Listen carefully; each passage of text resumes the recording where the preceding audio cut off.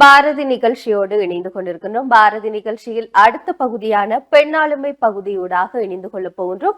ஆளுமை நிறைந்த பல பெண்களினை அடையாளப்படுத்துகின்ற ஒரு பகுதியாக இந்த பகுதியானது அமைந்துள்ளது. அதாவது இன்றைக்கு இருக்கக்கூடிய காலகட்டத்தில் எவ்வளவுதான் இந்த உலகம் வளர்ந்திருந்தாலும் இன்றைக்கும் ஏதாவது ஒரு இடங்களில் ஏதாவது ஒரு தயக்கங்கள் இருக்கும் பெண்களுக்கு அவர்களுடைய துறை சார்ந்து அவர்கள் வளர்வதற்கு. ஆகவே இந்த பகுதியின் மூலமாக இப்படி தயங்குகின்ற ஒவ்வொரு பெண்களுக்குமே நிச்சயம் இந்த பகுதியில் இடம்பெறுகின்ற நேர்காணல் அவர்களுக்கு ஒரு தைரியத்தை கொடுக்கும் அப்படின்னு சொல்லி நாங்களே நம்புகின்றோம். ஏனென்று சொன்னால் இந்த பகுதியில் இணைந்து கொள்கின்ற ஒவ்வொரு ஆளுமை நிறைந்த பெண்மணிகளும் தங்களுடைய தடைகள் கஷ்டங்கள் எல்லாவற்றையுமே தகர்த்தறிந்து எப்படி இந்த இடத்திற்கு அவர்கள் வளர்ந்திருக்கின்றார்கள் என்பது பற்றிய முற்றுமுழுதான அவர்களுடைய நேர்காணலாகவே இந்த பகுதியானது அமைந்துள்ளது.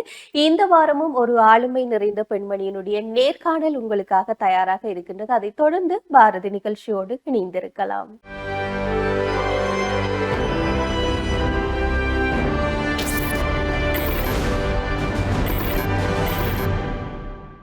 நேர்கள் அனைவருக்கும் இனிமையான சந்தோஷமான காலை பொழுது வணக்கங்கள்.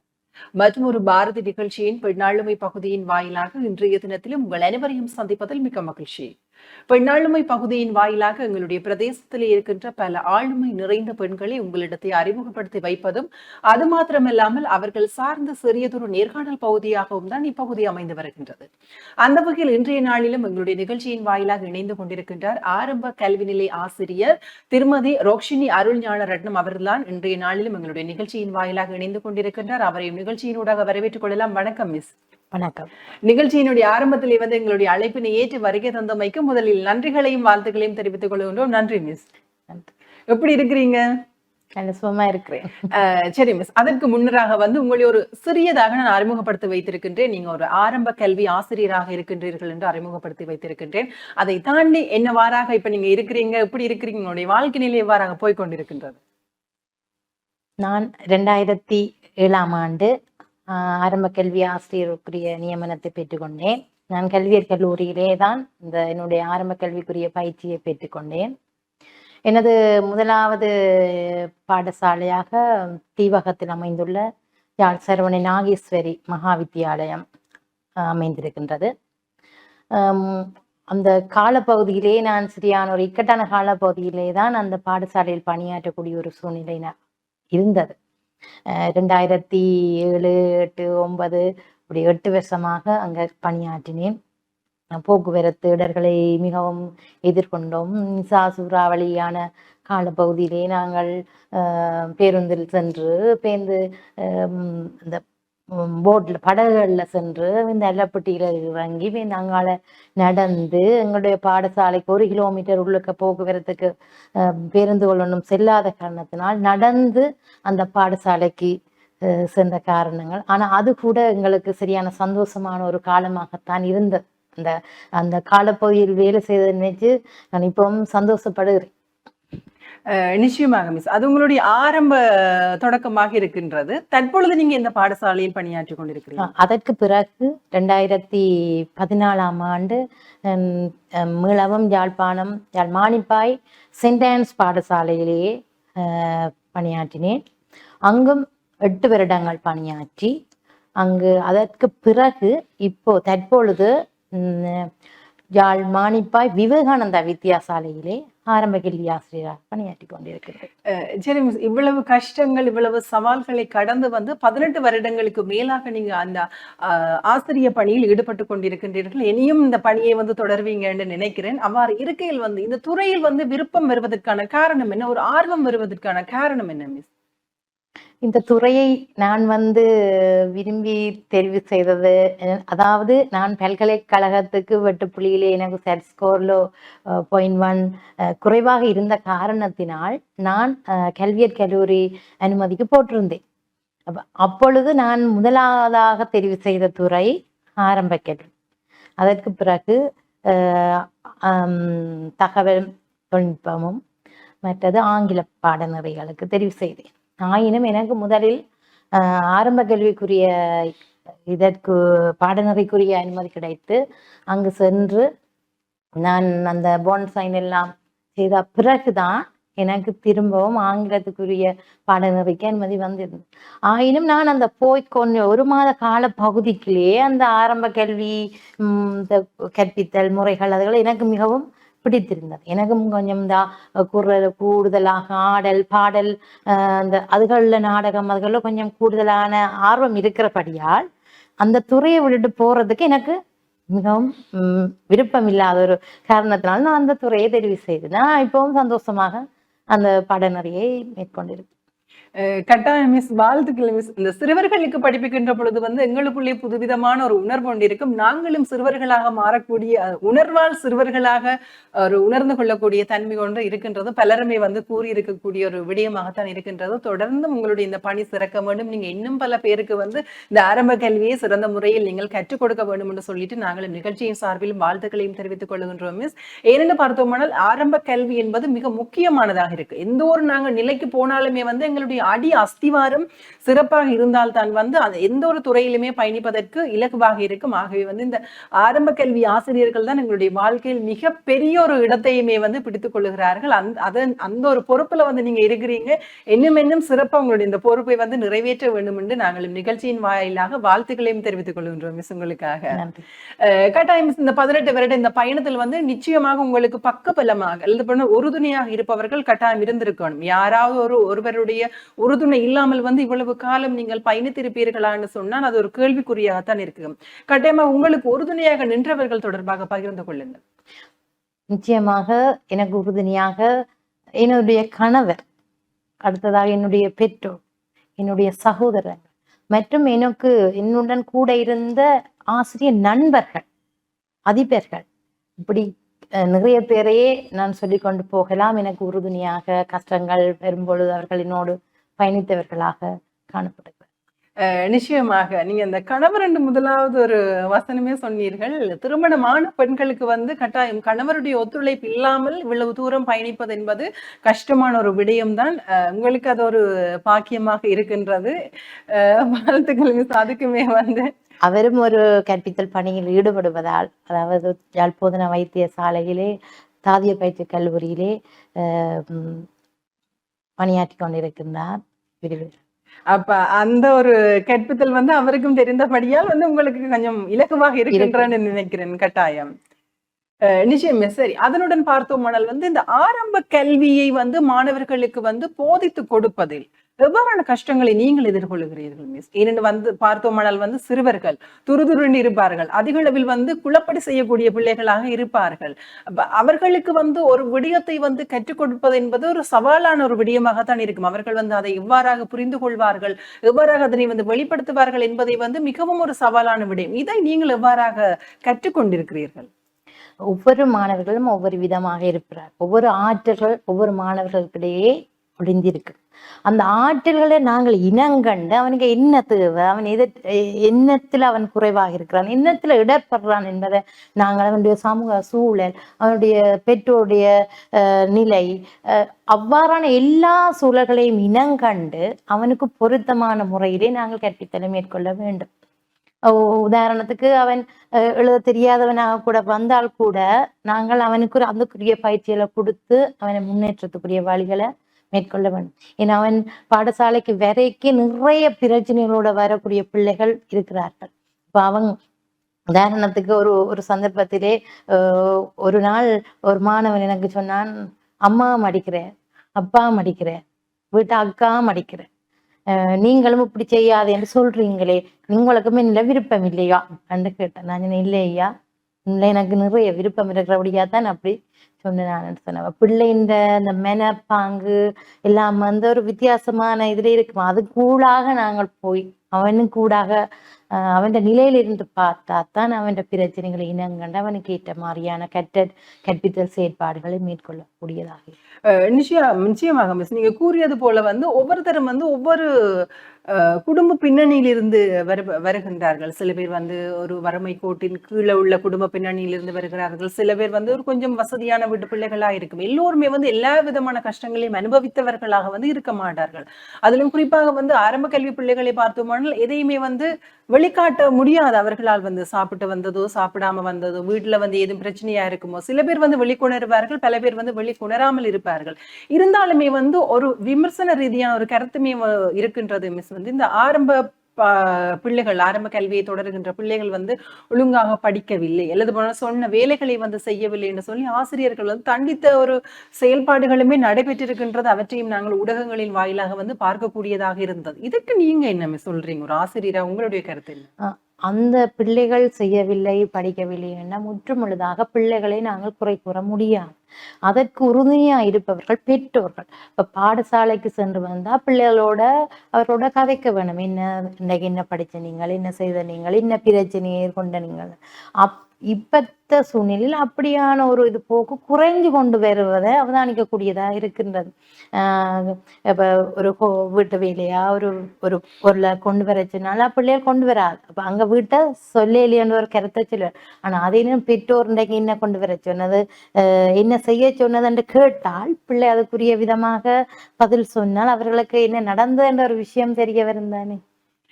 கட்டாயம். அதே நேரத்தில் வந்து எனக்குள்ள இன்னும் ஒரு கேள்வி ஒன்று இருக்கின்றது மிஸ். நாங்களுமே வந்து ஆரம்ப கல்வி எல்லாத்தையும் படிச்சுதான் இவ்வளவு தூரத்துக்கு இருக்கின்றோம். இருந்தாலுமே இன்றைய காலத்துல இந்த ஆரம்ப கல்வியை எடுத்து பார்த்தோம்னால் வந்து பல செயல்பாடுகள், பல நினைப்பாட விதான செயல்பாடுகள், அந்த பொருளை கொண்டு வா, இந்த பொருளை கொண்டு வா, இலிய கொண்டு வா, குழிய கொண்டு வான்னு சொல்லி ஏகப்பட்ட விஷயங்கள் இருக்கின்றது. ஆனா நாங்கள் அந்த காலத்துல படிக்கல வந்து அது குறைவாக இருந்தது. அது ஏன் மிஸ் இப்ப இவ்வளவு விஷயங்களும் இப்படி அதிகரித்து இருப்பதற்கான காரணம் என்ன? இல்ல இப்ப நீங்க சொன்னதுக்கு இப்ப இளையன்னு சொன்னா நாங்கள் மேடம் சரி கொடி படிப்பிக்க போறோம். நாங்களாம் சரி மேடம் இதுதான் கொடி செடின்னு சொல்லாமல் பிள்ளைகளுக்கு இந்த என்னென்ன மூலிகளை கொண்டு வரைக்க இதுதான் அந்த செடி நாங்க காட்சியா பிள்ளைகளுக்கு நேரடியான பொருட்களை கொடுத்து படிப்பிக்கும் போது அது இலகுவாக அவங்களோட மனதுல பதியக்கூடிய ஒரு விதமாக இருக்கும். அப்ப அது அவங்களுக்கு எந்த காலத்திலுமே மறக்க முடியாத ஒரு அப்படியான செயற்பாடுகள் ஊடாக கற்பித்தல்லாம் சிறந்ததாக காணப்படும். அந்த செயற்பாட்டு கற்றல தான் வந்து இன்றைய காலத்துல பிள்ளைகள் வந்து இலகுவில் விளங்கிக் கொள்ளுகிறார்கள் என்று நினைக்கின்றேன். ஆனாலுமே வந்து பார்த்தோம்னால் பெற்றோர் வந்து கொஞ்சம் சிரமப்படுகிறார்களோன்னு சொல்லிட்டு நான் நினைக்கின்றேன். எப்ப பார்த்தாலும் டீச்சர் இதை கொண்டு வர சொல்றா, அதை கொண்டு வர சொல்றான்னு பெற்றோர்கள் சிரமப்படுகிறார்களோ என்று எனக்குள்ள ஒரு கேள்வி இருக்கின்றது. அதை நீங்க என்ன நினைக்கிறீங்க மிஸ்? பெரும்பாலும் அந்த சுற்றாடற்சார் செயற்பாடுகளுக்கு அந்த செயற்பாடுகளுக்குரிய பொருட்களை கொண்டவர்கள் செயற்பட்டு அதற்குரிய மாதிரி செய்வதற்குரிய பொருட்களை கூறுவார்கள் தான். அது ஒரு பெரிய ஒரு சவாலாகத்தான் இருக்கின்றது. பெற்றோர்களும் விளங்கி கொண்டால் வந்து இன்னும் சிறப்பாக இருக்கும் என்று சொல்லிட்டு நினைக்கின்றேன். ஏனென்றால் வந்து எங்களுடைய கல்வி முறையுமே வந்து காலகட்டத்திற்கு ஏற்றால் போல் தான் வந்து மாறிக்கொண்டு வருகின்றது. தற்பொழுது நாங்கள் 2025ஆம் ஆண்டளவில் இருக்கின்றோம். இப்பவுமே வந்து நாங்க அந்த காலத்துல படித்த மாதிரியே படிக்கணும் என்று சொன்னா வந்து கஷ்டம். அதே நேரத்தில் வந்து அந்த காலத்தில் எங்களுக்கு உள்ளே இருந்த அந்த ஒரு உணர்திறன் அல்லது போல நாங்கள் விளங்கி கொண்ட அந்த அறிவு திறன் வந்து இன்றைய காலத்து பிள்ளைகளிடத்தே அதிகமாக இருக்கின்றது. அவர்கள் குயிக்கா எல்லாத்தையுமே வந்து பிடித்துக் கொள்கிறார்கள். நாங்கள் ஒரு 5 வயதில் வந்து என்ன விஷயங்களை செய்தோமோ, ஆனால் இன்றைக்கு 5 வயதில் உள்ள பிள்ளைகள் வந்து அதனுடைய 10 மடங்கு விஷயங்களை வந்து செய்து கொள்கிறார்கள். விளையாட்டு போட்டிகளாக இருக்கட்டும், அல்லது போன இதர நுண்ணறிவு போட்டிகளாக இருக்கட்டும், பல போட்டிகளிலே வந்து பல மாணவர்கள் பங்கு பெற்றுக் கொள்கிறார்கள். அது வந்து பாராட்டத்தக்க ஒரு விடயமாகத்தான் கட்டாயம் இருக்கின்றது. நாங்கள் செய்யாத விடயங்களை வந்து எங்களுடைய பிள்ளைகள் எங்களுக்கு அடுத்து வருகின்ற சந்ததி செய்கிறார்கள் என்கின்ற பொழுது வந்து எங்களுக்குள்ள ஒரு மட்டற்ற மகிழ்ச்சியாகத்தான் வந்து கட்டாயமாக இருக்கின்றது மிஸ். நீங்க என்ன நினைக்கிறீங்க இந்த கருத்துக்கு மிஸ்? இப்பத்த பிள்ளைகள் வந்து சரியான ஆற்றல் கூடிய பிள்ளைகளாகத்தான் காணப்படுகிறார். இப்ப நாங்கள் ஒன்று சொன்னா அவர்கள் பல மடங்களை யோசிக்கக்கூடியதா இருக்கு. சிலது அவர்களின் மூலமாகவே நாங்கள் சில விஷயங்களை அறியக்கூடியதாகவே காணப்படுகிறது. வித்தியாசமான முறையில் அவங்களே யோசிப்பாங்க, சில செயற்பாடுகளை செய்வாங்க. நாங்களே சில நேரம் அதுக்கூடாக இப்படி செய்யக்கூடிய மாதிரி இருக்கே என்று நாங்களும் அறியக்கூடியதாக இருக்கு. குறிப்பாக வந்து மாணவர்கள், அதாவது ஆசிரியர்கள்ட்ட இருந்துதான் மாணவர்கள் கற்றுக்கொள்கிறார்கள் என்பதை தாண்டி வந்து மாணவர்களிடத்திலேயும் ஆசிரியர்கள் கற்றுக்கொள்வதற்கான நிறைய வாய்ப்புகள், நிறைய சந்தர்ப்பங்கள் இருக்கின்றது. ஏனென்றால் பல்வேறு தரத்தில் பல்வேறு ஒரு சமூக பின்னணியில் இருந்து மாணவர்கள் வந்து கொள்வதால் வந்து ஆசிரியர்களும் தங்களுக்கு தேவையான விடயங்களை எடுத்துக்கொள்ளக்கூடியதாக இருக்கின்றது. சரி மிஸ், இந்த ஆசிரிய பணி என்பதை தாண்டி வந்து அடுத்த கட்டம் பார்த்தோமானால் நீங்கள் ஒரு கலை இலக்கியத்துறை சார்ந்தும் ஆர்வம் உள்ளவராக இருக்கின்றீர்கள். உங்களுடன் கதைக்கின்ற பொழுது கூறியிருந்த ஒரு விடயம் வந்து அண்மையில் கூட ஒரு கவிதை தொகுப்பு ஒன்றை வெளியிட்டு வைத்தேன். அந்த ஆர்வம் உங்களுக்கு எவ்வாறாக வந்து இந்த ஆசிரியர் துறையை தாண்டி அந்த ஆர்வம் எவ்வாறாக வந்து? இன்னும் எனக்கு கற்பித்த ஆசிரியர் ஒருவர், அதாவது எங்களுடைய கல்வியற் கல்லூரியின் விரிவுரையாளர் ஜெயலட்சுமி உத்தியோகமார் அவர்கள் அந்த மணிப்புர கவிமகுட கவிதை போட்டிகளிலே என்னையும் ஒருவராக இணைத்து அந்த காதல் கவிதை போட்டியில் நெறியாளராக இணைத்துள்ளார். அப்ப அதனூடாக அந்த போட்டிகள் வைக்கும்போது அதுக்குள் நிறைய கவிதைகளை எல்லாரும் தருவார்கள். அப்ப அதுக்குள்ளாக வாசிச்சு எங்களுக்கும் அந்த கவிதை எழுத வேண்டும் என்ற ஒரு ஆர்வம் வந்தது. அந்த ஆர்வத்தின் பலனாக பங்குனி மாசம் 2025ஆம் ஆண்டு ஞானக்கலசம் என்ற ஒரு கவிதை நூலை நான் வெளியிட்டிருந்தேன். தற்பொழுது அந்த நூலை பற்றியதாக, அதாவது நூலை வாசித்துக் கொள்ள இயலாமல் இருக்கின்றது. இருந்தாலுமே வாழ்த்துக்கள் மிஸ். உங்களுடைய இந்த கவிதை பயணம் இன்னும் தொடர வேண்டும். பல பேர் இவ்வாறுதான் ஆர்வத்தின் மத்தியில் ஒரு விடயத்தை தொடங்குவார்கள், ஆனால் அதை தொடர்ச்சியாக மேற்கொள்ளுவார்கள் என்று பார்த்தால் இல்லை, நேரம் போதாது, குடும்ப பிரச்சனை, வேலை பிரச்சனை, இவ்வாறாக பல பிரச்சனைகள் இருக்கும். ஆனால் நீங்கள் இந்த பயணத்தை தொடரணும்னு சொல்லி நானுமே கேட்டுக்கொள்கின்றேன் மிஸ். சரி மிஸ், இதை தாண்டி பல சமூக பணிகளிலேயுமே நீங்கள் ஈடுபட்டு கொண்டிருக்கின்றீர்கள். அந்த பணிகள் தொடர்பாக எங்களுடன் பகிர்ந்து கொள்ளுங்க. நான் ஒரு கத்தோலிக்க ஆசிரியர். எமது பங்கிலே இந்த கத்தோலிக்க மறைக்கல்வி வகுப்புகள் இடம்பெறுகின்றன. அங்கு நான் மறை ஆசிரியராக 24 வருடங்களாக பணியாற்றி கொண்டிருக்கின்றேன். மற்றும் வின்சென்ட் போல் சபை என்ற ஒரு நிறுவனம் இருக்கு, அதிலேயும் நான் அங்கத்தவராக இருந்து என்னால் இயன்ற அளவு பணிகளை மேற்கொண்டிருக்கின்றேன். நிச்சயமாக நீங்கள் இந்த பாடசாலை ஆரம்ப கல்வி ஆசிரியர் என்பதற்கு முன்னரே நீங்கள் ஒரு மறைக்கல்வி ஆசிரியராக இருந்திருக்கின்றீர்கள். அப்ப உங்களுடைய அந்த ஆசிரிய பணி அல்லது அந்த ஆசிரியர் துறையூடாக இருக்கின்ற உங்களுடைய ஆர்வம் 24 வருடங்களுக்கு முன்னதாகவே ஆரம்பித்திருக்கின்ற நினைக்கின்ற அந்த ஒரு ஆரம்பம் தான் தற்பொழுது நீங்கள் ஒரு ஆசிரியராக பணியாற்றி கொண்டிருப்பதற்கு ஒரு அடித்தளமாக இருக்கும் என்று சொல்லிட்டு நான் நினைக்கின்றேன் மிஸ். சரி, இவ்வாறு இருக்கையில் இவ்வளவு கால இந்த பயணத்தில் நீங்கள் எதிர்கொண்ட சவால்கள் தொடர்பாக பகிர்ந்து கொள்ளுங்க. நான் எதிர்கொண்ட சவால்களாக அதாவது கல்வியில் என்னுடைய அப்பாயின்மெண்ட் கிடைச்ச போக்குவரத்து சவால்களை எதிர்கொண்டிருக்கிறேன். நான் முதலாவது பாடசாலையில கற்பித்தலை மேற்கொள்ளும் போது சிறிய வறுமைக்குட்பட்ட மாணவர்கள் இருந்த காரணத்தினால் அன்றைய காலத்திலேயே அந்த சாப்பிடக்கூட இல்லாம வந்த மாணவர்கள் இருக்கிறார்கள். அவர்களுக்கு நானும் எனது நண்பர்களுமா சேர்ந்து சாப்பாடு செய்து கொடுத்து அந்த கற்பித்தலை மேற்கொண்ட ஒரு காலமாகவும் இருக்கின்றது. வெறும் எனக்கு சவால்கள் என்று சொன்னால் எனக்கு சரியான எனக்கு முதல் வந்த அதிபர் நிறைய விஷயங்களை கற்று தந்திருக்கிறார். எல்லா விஷயங்களுமே சொல்லி தந்திருக்கின்றார். பாடசாலையில் நிர்வாக பகுதியில் இருக்கிற வேலைகள் எல்லாமே சொல்லி தந்திருக்கிறார். அதே மாதிரி நான் 2ஆவதாக பணியாற்றியதும் ஒரு கத்தோலிக்க பாடசாலையில, அருட்சகோதரிகளுடைய பாடசாலையில. இப்ப நான் படித்ததும் கூட கத்தோலிக்க பாடசாலை அருட்சகோதரிகளுக்கு ஏஎல் மட்டம் ஜாழ் கன்னியர் மடம் வித்தியாலயத்திலேயே நான் ஏலும் தொடர்ந்து இருந்தேன். அப்ப அப்படி இப்ப என்னுடைய வேலை கிடைச்சும் நான் அவர்களுக்குள்ளேயே தான் வேலை செய்திருந்தேன். அப்ப எனக்கு அவர்கள் நல்ல வழியிலே என்னை வழிபடுத்தி என்னுடைய அந்த பணியை செய்வதற்கு வழிகாட்டும். அதே மாதிரி இப்போது நான் சென்றிருக்கிற பாடசாலையிலும் கூட எங்களுடைய அதிபர் மிகவும் ஒத்துழைப்பு வழங்கி எங்களுக்கு தேவையான விஷயங்களை சொல்லி தருவார். அந்த நல்ல சப்போர்ட்டா எங்களை கற்பித்தலை மேற்கொள்றதுக்குரிய வழிவகைகளை எங்களுக்கு ஏற்படுத்தி தந்திருக்கிறார். அந்த வகையிலே நிறைய இந்த சவால்கள் என்று சொல்வதை விட நிறைய கற்றுக்கொண்டிருக்கிறோம்.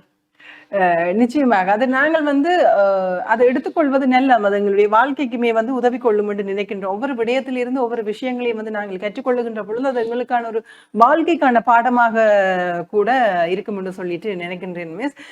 சரி, இப்படி இந்த ஆரம்ப கல்வி முறையை பார்த்தோமானால் தற்பொழுது அந்த கல்வி முறை எவ்வாறாக போய்கொண்டிருக்கின்றது மிஸ்? தற்பொழுது ஆரம்ப கல்வி இந்த முதன்மை நிலை 1, முதன்மை நிலை 2, முதன்மை நிலை 3 என்ற அந்த கேட்டகரியிலேயே தரம் 1, 2 மாணவர்கள் முதன்மை நிலை 1க்கும், தரம் 3, 4 மாணவர்கள் முதன்மை நிலை 2க்குள்ளேயும், தரம் 5 மாணவர்கள் முதன்மை நிலை 3க்குள்ளேயுமே உள்ளடக்கப்படுகிறார்கள்.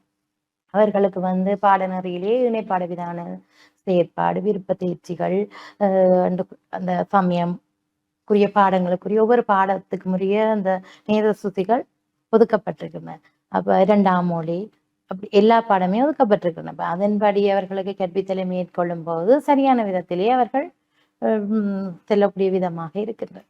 நிச்சயமாக இந்த ஆரம்ப கல்வியில் என்று கூறுகின்ற பொழுது வந்து தற்பொழுதுதான் எனக்கு ஒரு விடயமே ஞாபகம் வந்து புலமை பரிசில் பரீட்சை ஒரு மிகப்பெரிய ஒரு திருப்பு முனை அல்லது போனால் மிகப்பெரிய ஒரு புள்ளியாக வந்து இந்த புலமை பரிசில் பரீட்சை வந்து காணப்படுகின்றது. அது தொடர்பாக கூட அண்மையில் பல விவாதங்கள் நடைபெற்றிருந்தது. அந்த புலமை பரிசில் பரீட்சையை வந்து வைக்க வேண்டுமா, நிறுத்த வேண்டுமா, அல்லது போனால் நிறுத்தினால் வந்து அதை திரும்ப எந்த ஒரு வயதில் கொண்டே வைப்பது, அல்லது போனால் வந்து பாடசாலைகளையுமே எடுத்துக்கொண்டால் வந்து ஆரம்ப பாடசாலைகள் வந்து அதிகளவாக இருக்கின்றது. 6ஆம் தரத்தில் இருந்து தொடங்குகிற பாடசாலைகள் வந்து அதிகளவிலாக காணப்படுகின்றது. அப்ப சில பாடசாலைகள் இந்த பாடசாலை முறைமைகளை வந்து புலமை பரிசில் பரீட்சை வைத்துதான் வந்து அங்கே 6ஆம் ஆண்டுக்கு இந்த பாடசாலைக்கு போவதற்கான தெரிவுகள் நடைபெறுகின்றது. அப்ப இந்த புலமை பரிசிலை வந்து நிறுத்திவிட்டால் வந்து அந்த தெரிவு எவ்வாறாக இருக்க போதுன்னு சொல்லிட்டு பல விமர்சனங்கள், பல கேள்விகள் வந்து நடைபெற்றிருந்த ஒரு சிறிய காலத்துக்கு முன்னர். இந்த பரீட்சை, நீங்கள் ஒரு ஆரம்ப கல்வி ஆசிரியராக இருக்கின்றீர்கள், இந்த பரீட்சை தொடர்பாக நீங்க என்ன மிஸ் நினைக்கிறீர்கள்? இதை வைப்பதா, நிறுத்துவதா, மேற்கொண்டு என்ன செய்வதாக உங்களுடைய கருத்து என்ன? நானும் சென்ற வருடம் அதற்கு முதல் 3 வருஷமாக தரம் 5 வகுப்பை எடுத்து செய்து கொண்டிருந்தேன். என்னன்னு சொன்னால் இப்ப தரம் 6க்கு போவதற்கு வந்து அவர்கள் ஒரு வட்டு புள்ளியை கொடுத்து அதற்கு மேல எடுக்கிற பிள்ளைகள் தான் அந்த பாடசாலைக்கு செல்லக்கூடியதாக இருக்கின்றது. இப்ப அதற்குரிய இதை இந்த பரீட்சை தான் தீர்மானம். ஒரு என்னன்னு சொன்னால் இப்ப அந்த பரீட்சை இல்லாமல் இரு பாடசாலைக்கு போக வேற காரணங்கள் செல்வாக்கு செலுத்தலாம். அதாவது கூட அந்த கஷ்டப்பட்ட பிள்ளைகள் அந்த வாய்ப்பை இழக்கக்கூடிய ஒரு சந்தர்ப்பம் இல்லாமலே போகக்கூடிய ஒரு சந்தர்ப்பம் இருக்கு. ஆனா அதுக்காக பிள்ளைகளை கசக்கி புளிகிற ஒரு தன்மையும் இருக்குதான். பேரண்ட்ஸ் ஒரு 10 இடத்துக்கு ஏற்றி இறக்கி இந்த சரியான பிள்ளைகளை சரியா கலைக்க வைக்கிற ஒரு சம்பவமா இருக்கிறப்ப பாடசாலையில படிப்பித்ததையே திருப்பி கொண்டே அதை செய்து அதுக்குரிய வழியே பிள்ளைக்கு காட்டினால் அதுக்கான பேரண்ட்ஸ் தான் கூட பிள்ளைகளை விட அதுல கூட அக்கறையா இருக்கிற மாதிரி இருக்கு. எனக்கு இந்த சமூக வலைத்தளங்களிலும் கூட வந்து சில விஷயங்களை பார்க்கக்கூடியதாக இருந்தது. பிள்ளைகளுக்கு புலமை பரிசில் பரீட்சை இல்லை, அது வந்து பெற்றோர்களுக்கான புலமை பரிசில் பரீட்சை என்ன மாதிரி வந்து சமூக ஊடகங்களில் பல மீம்ஸ்களை வந்து பார்க்கக்கூடியதாக இருந்தது. அதனுடன் இணைத்து வந்து இன்னும் ஒரு கேள்வி மிஸ், மாணவர்களுக்கு வந்து இது மன அழுத்தத்தில் எவ்வளவு தூரம் செல்வாக்கு செலுத்துதுன்றது இந்த புலமை பரிசில் பரீட்சை? நிச்சயமாக என்னன்னு சொன்னால் படி என்று வீட்டு அவர்களுக்கு விளையாடுறதுக்குரிய சந்தர்ப்பத்தை கொடுக்கறே இல்லை. இந்த நேரம் படிக்க சொல்றது. மற்றது ஒரு அதாவது வினாத்தாள்ல புள்ளி குறைந்தால் அந்த மாணவர்களுக்கு கொடுக்குற தண்டனைகள், மாணவர்கள் சில வேளையில வந்து சொல்லுவார்கள் இப்படி எல்லாம் நடக்கு விட்ட டீச்சர் இப்படி. அப்ப எங்களுக்கு சில பேர் சொல்லுவேன், எங்களுக்கு டியூஷன் போக கஷ்டமா கிடக்கு, ஒரே ஓடி நீங்கள் இது சொல்லுங்க, உங்களோட பேரண்ட்ஸுக்கு சொல்லுங்கன்னு கூட சொல்லியிருக்கேன். அப்படியான சந்தர்ப்பங்கள் எல்லாமே வந்து நடைபெற்று இருக்கின்றது. சில விடயங்கள் வந்து பலருமே வந்து வெளிக்கொணர்வது இல்லை, கேட்பதற்கு வந்து புதிதாக இருக்கின்றது. அவ்வாறு இருக்கைகள் வந்து மிஸ், நீங்க கட்டாயம் வந்து இவ்வாறான ஆசிரியர்கள், குறிப்பாக இந்த ஆரம்ப நிலையில் இருக்கின்ற இந்த ஆரம்ப கல்வியை வந்து புகட்டுகின்ற ஆசிரியர்கள் தான் வந்து பெற்றோர்களுக்கு எடுத்து சொல்ல வேண்டும் என்று அவர்கள் வந்து பிள்ளைகளினுடைய மனநிலையை வந்து புரிந்தவர்களாக இருப்பார். பேரண்ட்ஸ் வந்து தங்களுடைய மனநிலையில் அதெல்லாம் பார்க்கிறீர்கள், தன்னுடைய பிள்ளை வந்து புலமை பரிசில் பரீட்சையில் வந்து சித்தி அடைய வேண்டும், நான் சமூகத்தில் வந்து கௌரவமாக இருக்க வேண்டும் என்ற ஒன்றைத்தான் வந்து நினைக்கிறார்களே தவிர்த்து பிள்ளைப்படுகின்ற கஷ்டம், பிள்ளை எதிர்நோக்குகின்ற சவால்கள், சிக்கல் தொடர்பாக வந்து அவர்கள் கவனிப்பதில்லை. நீங்க ஒரு ஆசிரியராக வந்து அந்த பெற்றோர்களுக்கு நீங்கள் கூறுகின்ற அறிவுரைகள் எழுத பண்ணால் கருத்துக்கள் தொடர்பாக பகிர்ந்து கொள்ளுங்கள். குறிப்பாக பெற்றோருடன் கதைக்கும் போது இது சம்பந்தமாக நானும் கதைச்சிருக்கிறேன். அப்ப பிள்ளைகளை அந்த நெருக்கிற தன்மையை விட்டு பிள்ளைகளை ஒரு ரிலாக்ஸா பிள்ளை அந்த பரீட்சை எதிர்நோக்கிறதுக்குரிய வழிவகைகளை கொஞ்ச நேரம் விளையாட விட்ட தொடர்ந்து படி என்று சொல்லாம அவர்களை அவர்களுக்கு ஏற்ற போக்கிலேயே அவர்களை கொண்டு போக வேணும். அப்ப விளங்காத விடியம் அவன் எந்த பகுதியில இடர்படுறானோ அந்த பகுதியை மட்டும் அவனுக்கு செய்து கொண்டு இருக்கும் பொழுது அவன் ஈஸியாக அதை எதிர்கொள்ளக்கூடிய மாதிரி இருக்கு. நிச்சயமாக இந்த கருத்து எல்லாமே வந்து பார்த்து கொண்டிருக்கின்ற பெற்றோர்கள், மாணவர்கள் வந்து எடுத்துக்கொள்வார்கள் என்று நினைக்கின்றேன். குறிப்பிட்ட நேரமாக இருந்தாலும் அத்தனை கருத்துக்களையுமே வந்து பொன்னான கருத்துக்களை வந்து நீங்க சொல்லியிருக்கின்றீர்கள் மிஸ். இந்த நிகழ்ச்சியினூடாக இணைந்து கொண்டு பல விடயங்கள் எங்களுக்காகவும் எங்களுடைய நேயர்களுக்காகவும் வெளிப்படுத்தி இருந்தீர்கள். அதற்குமே நாங்களும் நிகழ்ச்சியின் சார்பில் நன்றிகளையும் தெரிவித்துக் கொள்கின்றோம். நன்றி மிஸ். நன்றி. நல்லது நேர்களே, மற்றும் ஒரு நிகழ்ச்சியின் வாயிலாக உங்கள் அனைவரையும் சந்திக்கும் வரையில் இன்றைய நாள் இந்த நிகழ்ச்சியில் இருந்து விடைபெற்று செல்லும் நான் ரோஹிணி இறந்தவ செல்லும். நன்றி நேர்களே.